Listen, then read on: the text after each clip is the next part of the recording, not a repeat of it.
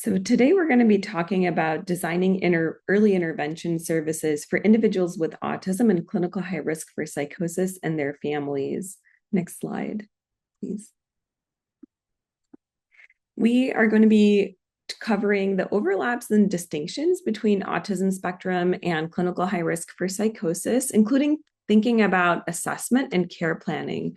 We're also hoping that all of you may think about barriers and facilitators, and we'll talk a little bit about what that is later in the didactic portion, to supporting youth with autism and clinical high risk for psychosis. And we're hoping that you all, as part of the activity, will be able to analyze your own program, analyze your community setting, and identify 2 strategies to enhance some of the facilitators that help you serve that population. Next slide, please. So with that, we're going to move and we're going to do a quick poll. And so there are 2 questions that are going to pop up, I believe, through the Zoom poll. The first question is asking, what successes have you encountered when assessing or working with youth who experience both clinical high risk for psychosis and autism?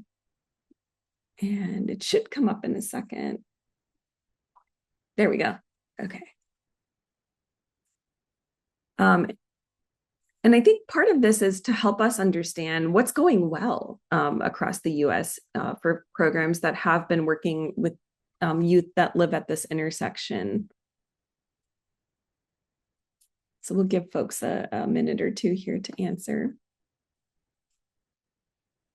I'm also loving these fun facts. This is wonderful. Lots of people starting to garden. Lots of people who have dogs. I see some socks. Some folks are excited for soccer. Steve, yes, Steelers fan. Wonderful. And we'll give the poll about another minute.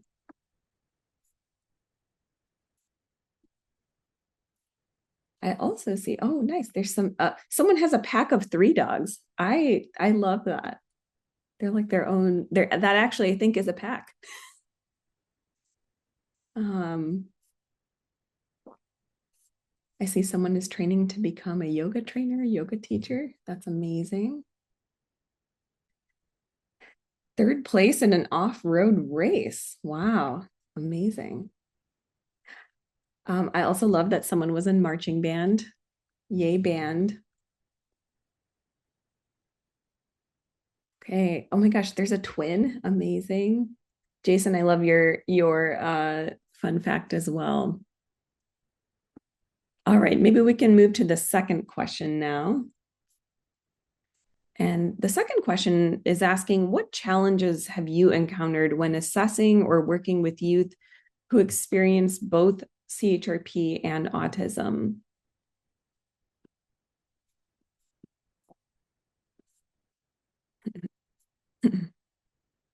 And for those of us who are just joining us, feel free to put in the chat your name, which program you're from, your role, and one fun fact about yourself.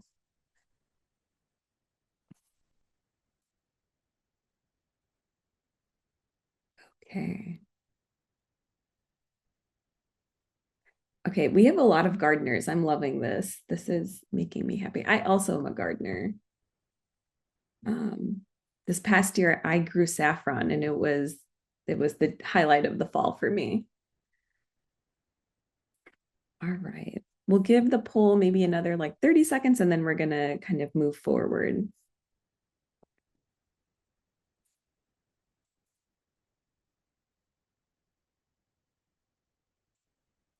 And feel free to put in the chat if you want extra time on the poll. Peonies are tough to grow. I think they're very temperamental. All right. I think let's go ahead and close the poll, and we'll move forward. Are we able to share the results? Does it show? I actually don't know. Let me see. Maybe in the interest of time, we can keep going, but we're hoping to share some of these things out later on. Let's go on to the next slide. There we go. Awesome. And with that, I'm going to go ahead and pass it over to our amazing colleague, Dr. Jason Schiffman, to walk us through the intersection of autism and psychosis. Thanks, Apurva. I'm not a really good gardener, but I do love trying. We have some really nice roses that sometimes will come out in our front yard, but then oftentimes are eaten by little bugs. But you know what? Those that makes those bugs happy, and that makes me, I guess, a little bit happy too. So that's my contribution to the gardening conversation. Um, when it comes to this conversation about the intersection of psychosis and autism, um, I think I kind of want to start with this, like, I don't know, what I take as the spirit of this work. And Judith, if it's okay, could you just advance the next slide?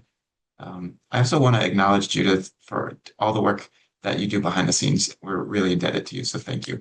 Thank you for flipping the slides.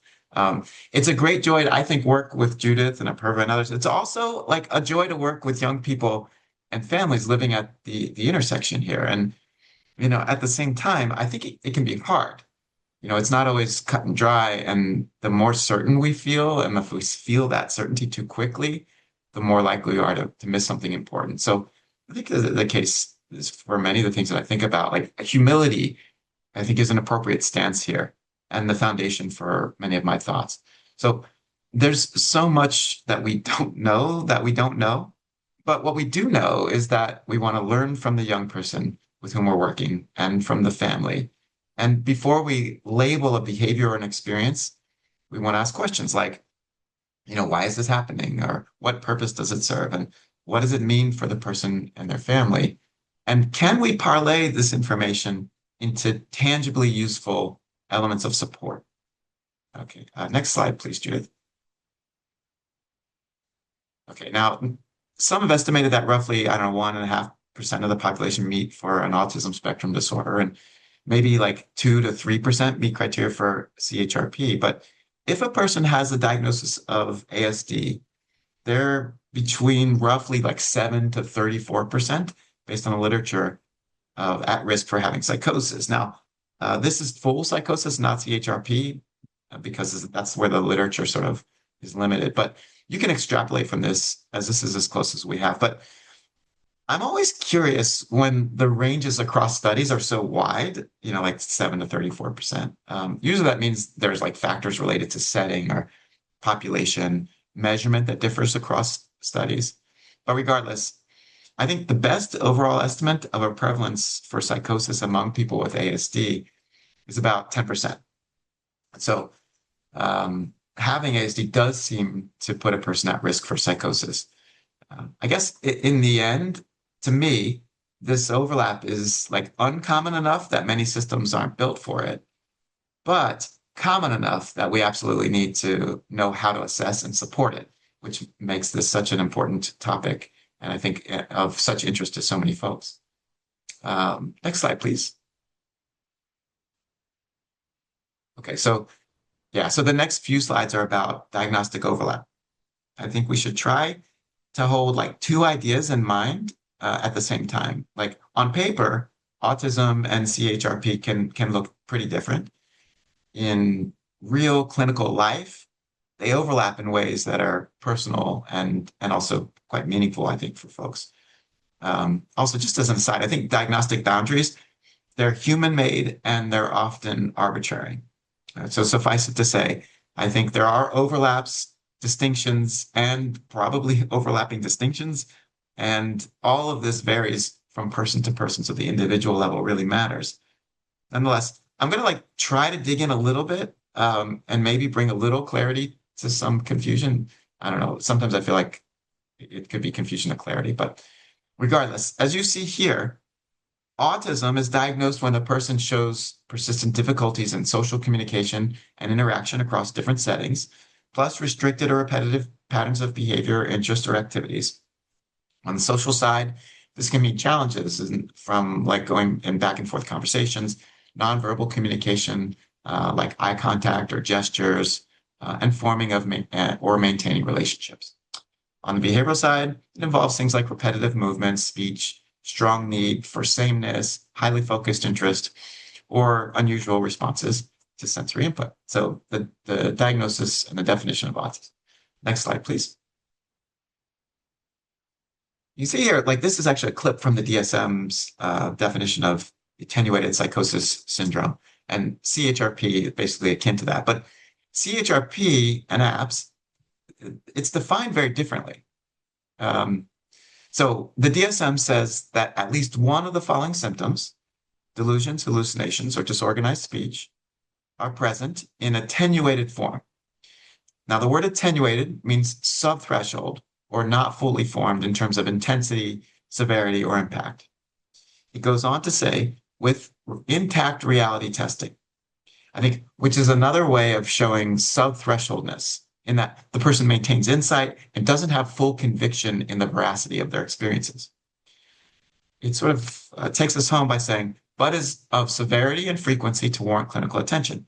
In other words, even though the experiences are subthreshold, they still would benefit from or be amenable to or appropriate for interventions or services. Okay, next slide, please. All right, so like very different, right? You have like autism is developmental with social communication and sensory repetitive behavior features. You have CHRP about emerging psychosis-like experiences with intact or partial reality testing, et cetera. If all we did was read the criteria, like if I just gave you those two things, you might expect a very clean separation. You wouldn't imagine overlap. But as you'll see here in the next slide, from a more like diagnostically neutral lens, you can see how features bleed across categories. So for instance, sensory sensitivity, it could reflect longstanding sensory processing diversity that's more typical in autism, or it could be part of a newer perceptual change that might manifest in CHRP. Communication differences could reflect social reciprocity or language style you might see in autism, or emerging disorganization in CHRP. A deep, passionate interest could be a meaningful strength. In another context, a new and distressing preoccupation might signal something very different. So I think trying to decide whether every behavior is either attributable to autism or to CHRP, as if every behavior has an assignable label, is probably a little misguided. So if we want to parse things apart and come up with a better approach to treatment planning, what we really need is more context. We need to understand the root of things. To get at this, we should be asking questions more like, what's the timeline? What's the person's baseline? How much, if any, distress or impairment is present? Is there a history of experiences that might be sort of woven into the equation? And how does the young person and their families understand their context, their experiences, their challenges? Next slide, please, Judith. Okay, so negative symptoms. Negative symptoms are one of the places where we can get into trouble clinically. There's a lot of overlap. Reduced facial expressions, reduced eye contact, a more monotone voice, fewer gestures, less speech, less social interest. They can all be described as negative symptoms. They can also be part of a person's longstanding communication style that's more typical in autism. Same is true for motivation and pleasure. Someone may look anhedonic to someone else, but be deeply engaged and joyful in ways we're not reading well. So the expression of joy isn't there, but the experience may very well be there. This is why like baseline and like understanding how a person is doing when from long-standing developmental perspective, as well as collateral information, working with family members, they matter so much in this space. Always helpful, but in particular here. A helpful thing to keep in mind if we're trying to separate or understand the root is whether there's been a loss or decline in functioning. It's way more important than just knowing whether someone communicates or connects in an atypical way. Without more context, you're left with a symptom, but no idea where it came from, and subsequently, no idea how to approach care. Next slide, please.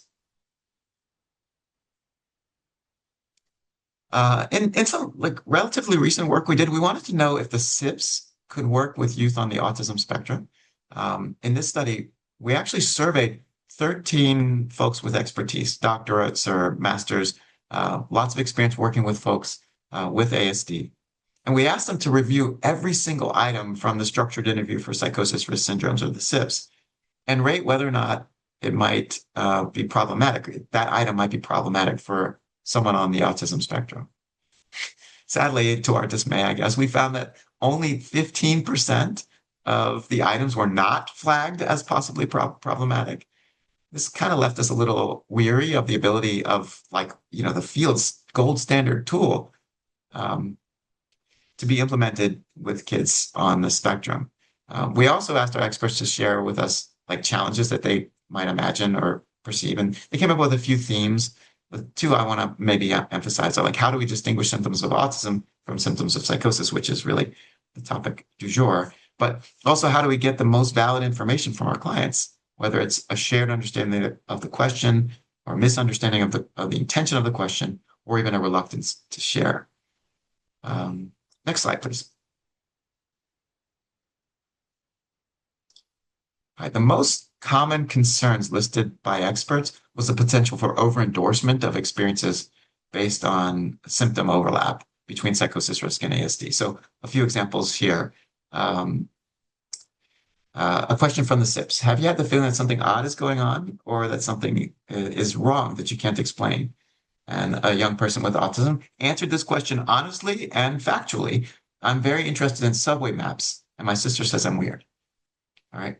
A truthful answer, but outside of the context of psychosis risk. Does your experience of time seem to have changed, unnaturally faster or unnaturally slower? That question can get at a CHR concept, but the person answered it as follows. Yeah, I lose track of time a lot. I get lost in internet rabbit holes about vacuums. Not related necessarily to CHRP here. So, you have here manifestations of some of what our experts feared, like the youth would interpret the question differently than how the CHRps is intending for the question to be interpreted. But I think that's okay, as with a little patience and an open-ended approach to your CHRps and just getting more context, we can parse some of that stuff apart. Okay, next question. Next slide, please, Judith. Okay, all right. So on this one, we also asked like a more practical question in these series of studies that we're doing here. This sort of related question was about the tolerability of the CHRps. So now, not speaking with our experts, but rather with, I think we had 21 adolescents with autism and 22 typically developing adolescents. We went through the CHRps with them. And youth with autism, they were more likely to ask for clarification. They said things like, I don't know, or decline to answer some of the questions. But overall, what we found was with time, a little bit of patience, clearer language and clarification of certain questions, and like just sort of like a general collaborative stance, they could get it. So like they could go through the CHRps. They asked a few more questions. If you take the time to answer them, they can understand, at least overall, those study results suggest that there was the ability for folks on the autism spectrum to complete a very valid CHRps. Okay, so Judith, next slide, please. All right, let me just get back to the question of how we distinguish, if in fact that's something we really need to pursue. The short answer is not by any like single symptom. I would say like negative symptoms and features of autism, they often overlap more. So they're usually less helpful by themselves if your goal is to parse up, like sort of put people into different groupings. The positive symptoms of psychosis, especially newer things like newer hallucination-like experiences, newer delusional ideas with distress, impairment, or whatever, they can be more useful because the novelty and the developmental change, I think, is a real important cue there. But even more, like context really matters. That's the bigger umbrella. We still need to know and learn from developmental history. We need baseline functioning. We need timeline of change.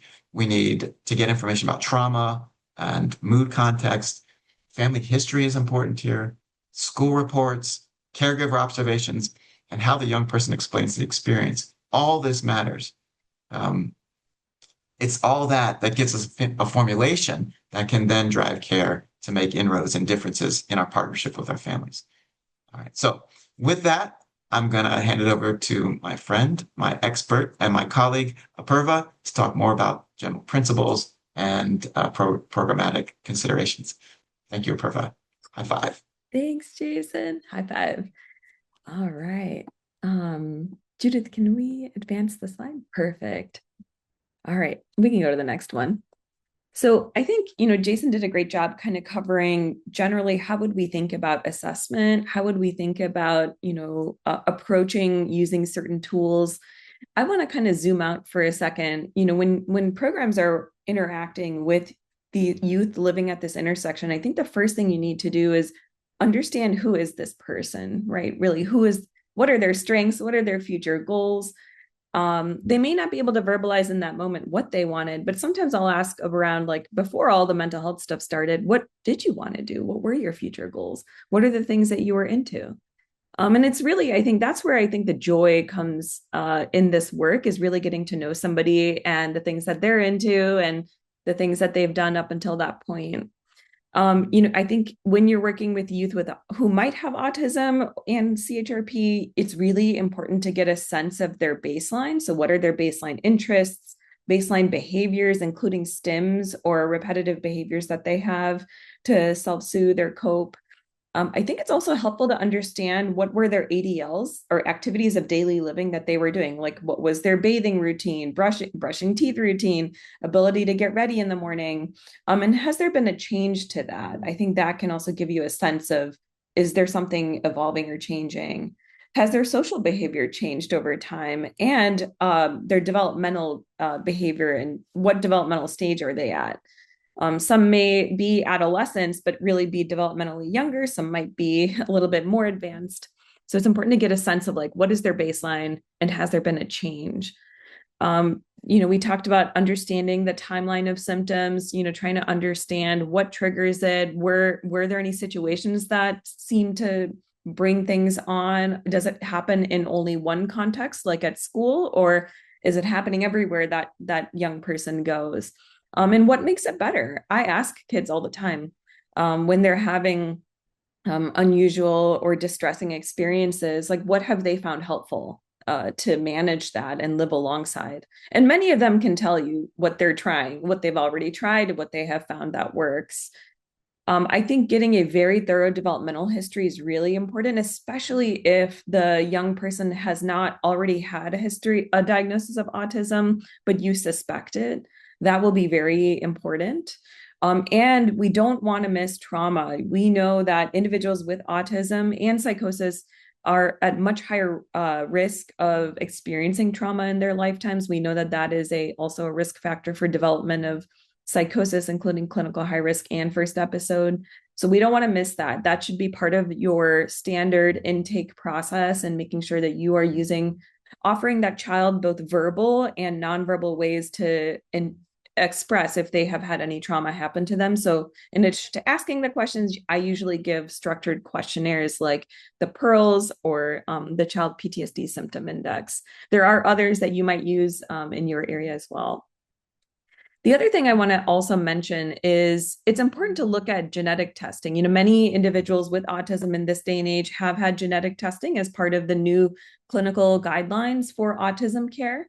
Anyone who has a diagnosis of autism should have genetic testing. That's like part of the guidelines.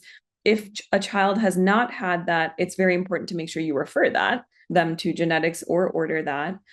And looking at those test reports can be really helpful. If that person has a gene mutation, the field of genetics is evolving, I feel like, every year. And so I usually will recheck, PubMed, or do a quick search to see, okay, are there any new updates around this gene mutation? Does it confer psychosis risk or other medical kind of risks? The type of genetic testing varies depending on the clinical situation. So there are like baseline tests that we do for most people with autism, checking for like FMR1 and some others. But it does vary. I know genetics will decide the testing based on the clinical presentation and family history. Sometimes children have medical things as well that co-occur with their health. And so that might also confer what kind of tests are ordered. I will say that a lot of kids that come in for care may have medical causes that are missed. We know that individuals with autism do not get the best care when they enter medical settings. And so making sure that they have had every opportunity to rule out medical causes for some of their if they're having CHRP experiences. We don't want to jump to it's just autism or it's just clinical high risk for psychosis without properly checking like thyroid and some of the other basic labs that we should be doing. The other thing to think about is a lot of kids or young people with autism may have been started on an antipsychotic before they come to us. And it's helpful to know what was the response to that. That can also help you assess whether this is, something within the clinical high risk for psychosis range or something else. So kind of zooming out. We can go to the next slide. I also want to acknowledge that that there are some realities we have to face. I think one is that it can take a lot of time to get to know somebody and for them to be able to trust you with their experiences. And generally, programs may have a certain amount of time that they're allowed to do intake or assessment for. I know some programs have a longer kind of assessment period, which is amazing. And I think really does take into account this factor of trust, and for that young person to be able to open up. But that some programs don't have that luxury. And so it is something to keep in mind is it can take time to be able to sort of suss out what's happening diagnostically. I think accurate formulation drives everything, right? Thinking about the biopsychosocial formulation. What are all the factors that are in this person's life that might be influencing their mental health presentation? And that can take time, right, to piece together all of the things. I also want to mention that if autism is suspected, many providers working in clinical high risk programs and other psychosis programs really don't feel comfortable diagnosing this. It's not their jam. There's not something that they do day to day. And they often rely on sending that person out for testing. And the reality is that in many areas of the US, there's huge wait times, sometimes up to 2 years to be able to access that. And if that person does have autism, now we are often depriving them of helpful school accommodations, helpful other kind of life accommodations, and early intervention services that would specifically support the autism side of it. So that's sort of the reality that we have to be thinking about. Next slide. I want to emphasize that when you're working with these young people, one, it's a joy, and it's important to have this hope-filled, recovery-oriented lens when you work with them. A lot of times families come in and they're scared and they're worried, and providers also may harbor negative biases towards this population. They really feel like there's no hope and they're never going to get better. And part of that is a reflection of the system, right? We are directly encountering systems gaps because there aren't specialized programs for this.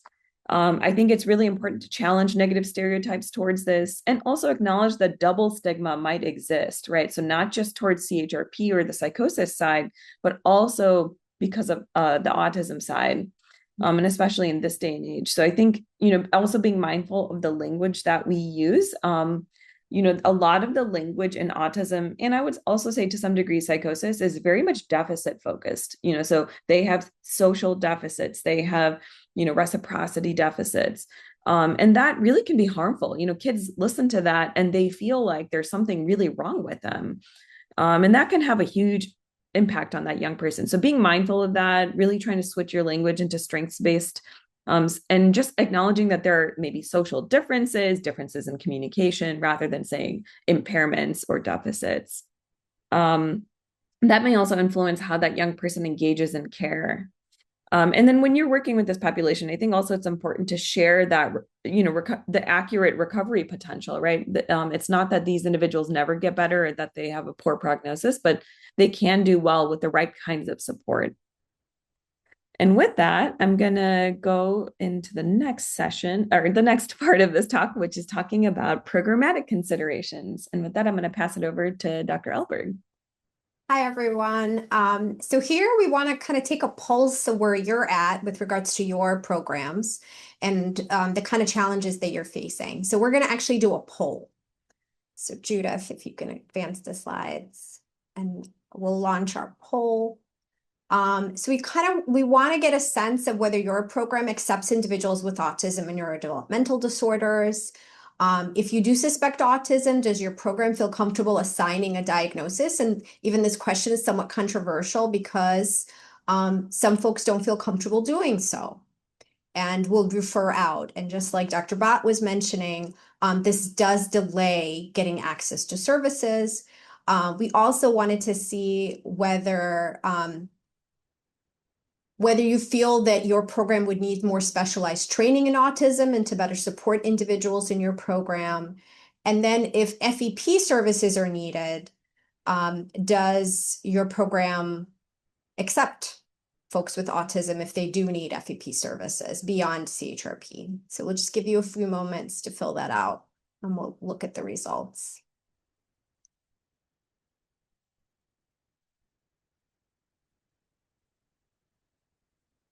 So we'll see how folks are doing with that. And that will guide how we proceed for the rest of the session and will give us some things to talk about in our breakout rooms as well.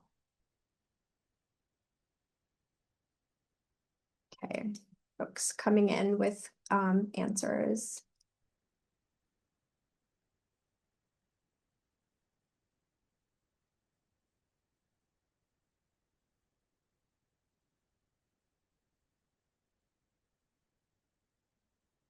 You think we're ready to launch, or are folks still answering?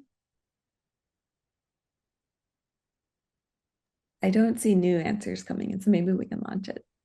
Yeah, let's do it. Okay. All right. So most folks accept individuals with autism. So this is really reassuring.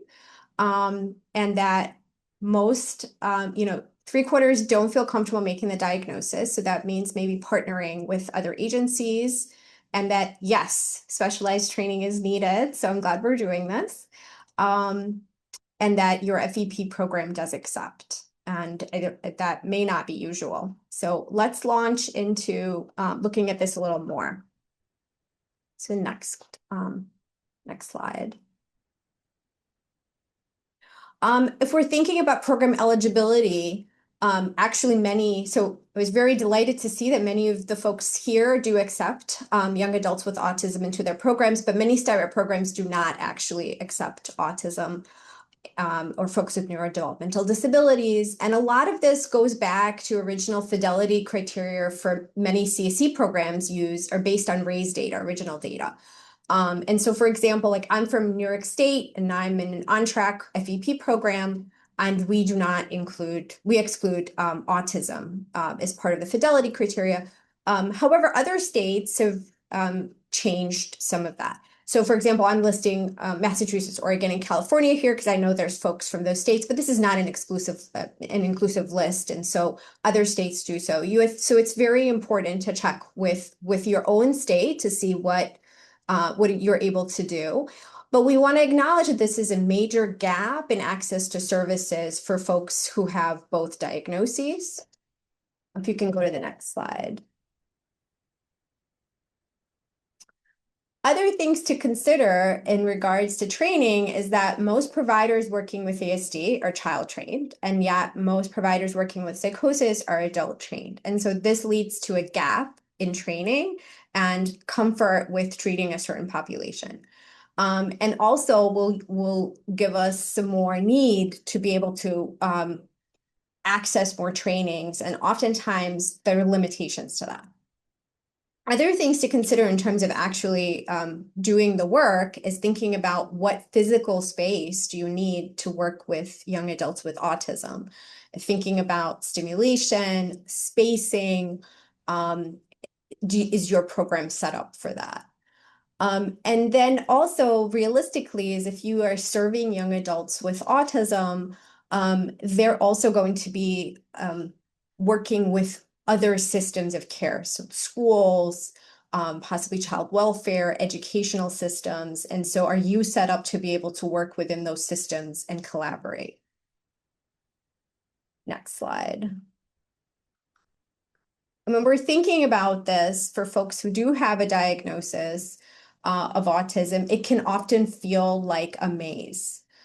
navigating this space can be very challenging. And so I am delighted that many of you are supporting young adults with autism, and that even the FEP programs you're working with are also able to accept folks with autism, but oftentimes there are challenges there. And specifically, if you're thinking about the folks that you're working with, are they also able to access autism services, and how comfortable are you with navigating that system? What kind of other supports do you need to be able to work across systems? And in addition to that, transitioning from the pediatric to the adult system of care, even for folks who don't have neurodevelopmental disorders, can be really challenging. But if you add a young adult with autism, moving from one space to the other is even more challenging. And then that requires a lot more wherewithal to be able to navigate it. We can go to the next slide. And I'll wrap up to say that our goal here is to help break silos. And so our goal is that we have early intervention services that perform quick screenings, and we create very efficient and easy ways for our folks to be referred to us to be able to get the care that they need, whether they're whether they have autism or whether they have early psychosis.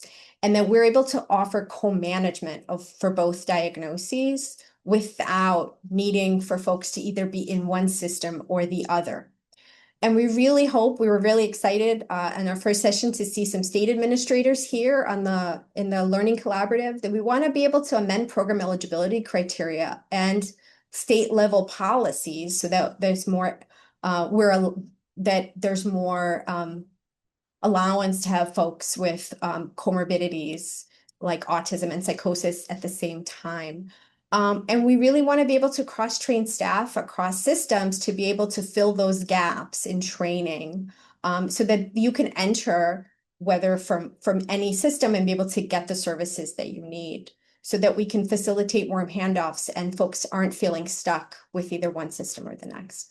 And with that, I'm going to pass it off to Denise. Thank you so much. Excellent timing. And this is the perfect segue. Next slide, please, for us to think about utilizing implementation science to navigate some of these challenges. So to successfully put a new program or practice in place, it's important to understand what might get in the way and what might help your efforts. And we've been kind of discussing that throughout today's session. And so every setting is different, and learning more about the given context can help a team better plan and prepare for navigating this work. So how do we do that? There are actually a lot of amazing tools curated on CMIS's website, and I'll drop the link in the chat now, to help us identify factors that influence implementation. But it's important for you and your team to take a step back and consider all of the categories that may be at play, because if we know why something isn't working, we can do something about it. Next slide. So when we talk about factors influencing implementation, we're talking about things that can either support implementation, act as barriers, or otherwise influence our ability to deliver effective services and sustain them over time. So as you think about implementation, it's important to take a step back and consider all these levels at play. And Judith, you're welcome to click the next 5 sections. So certainly this is the practice or program itself. You can go back to, yes, thank you. Certainly this is the practice or program itself and the characteristics of what you're trying to implement. We also need to think about the people, which we've been doing, and thinking about who we're serving within that practice.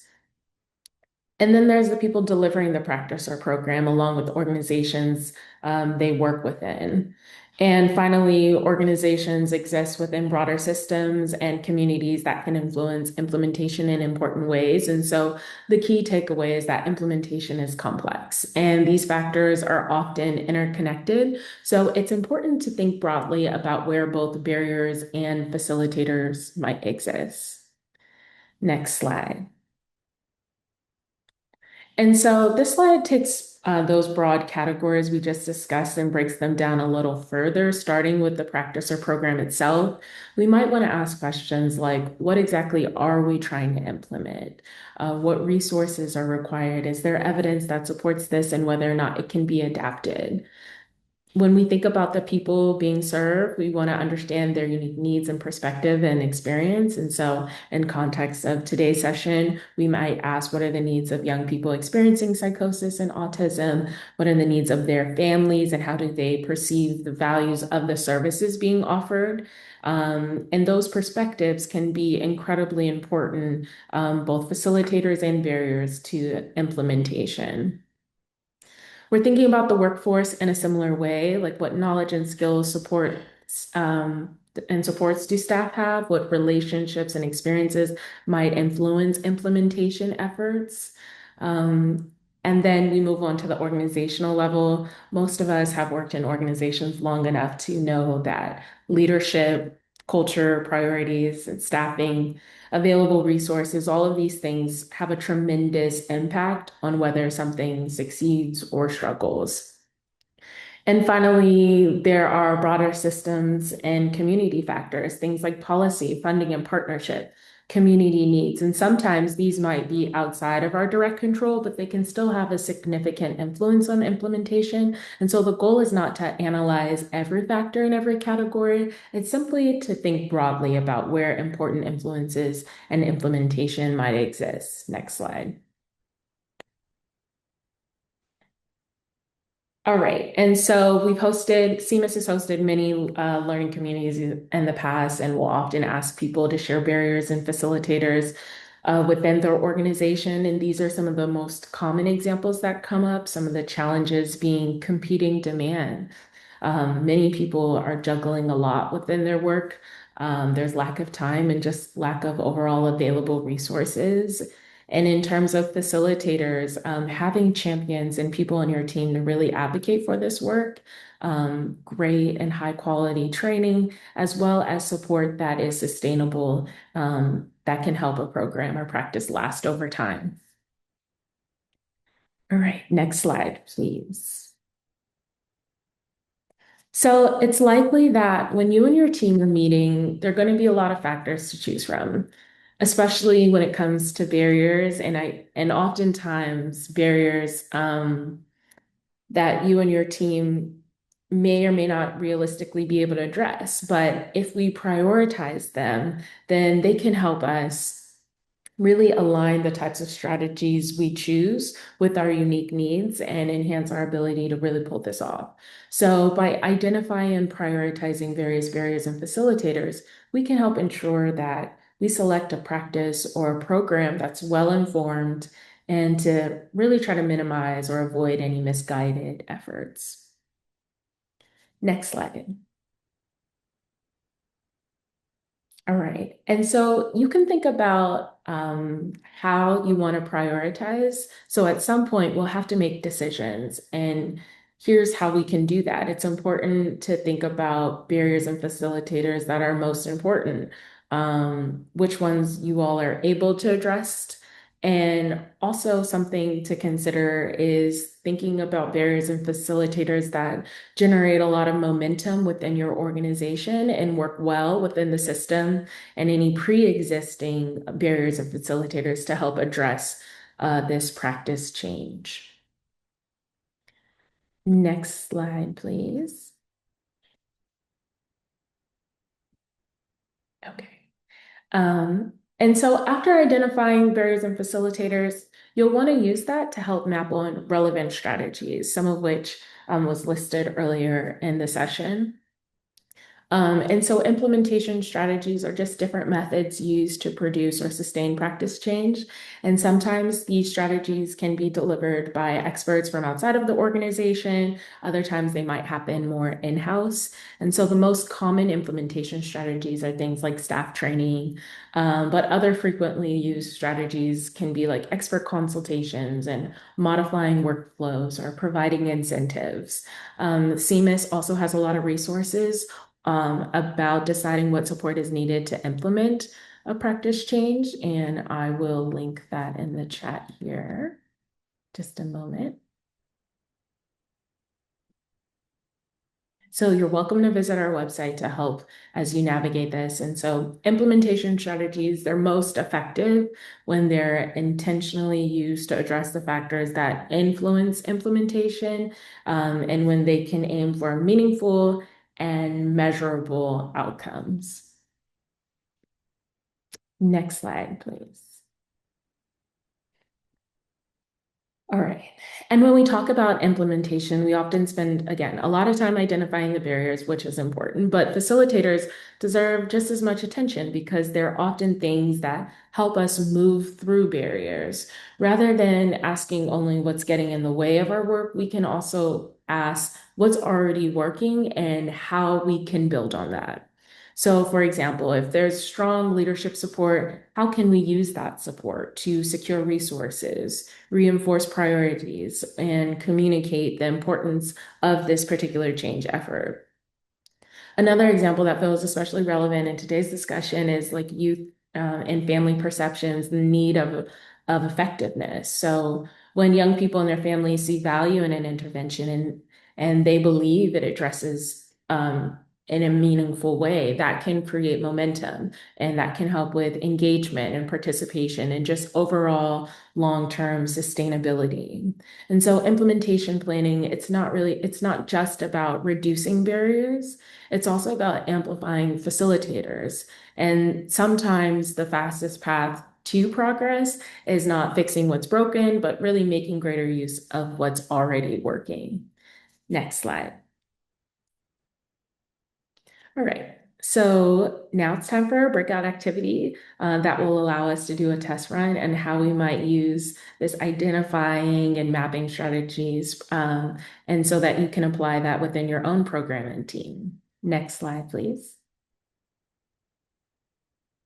So in just a moment, we're going to have you break out into small groups, about 6 or 7 people, and we're going to ask you to go through 2 activities that will help in implementation planning. And I'm going to drop the link here for the Google Doc of the worksheet that you're going to work on.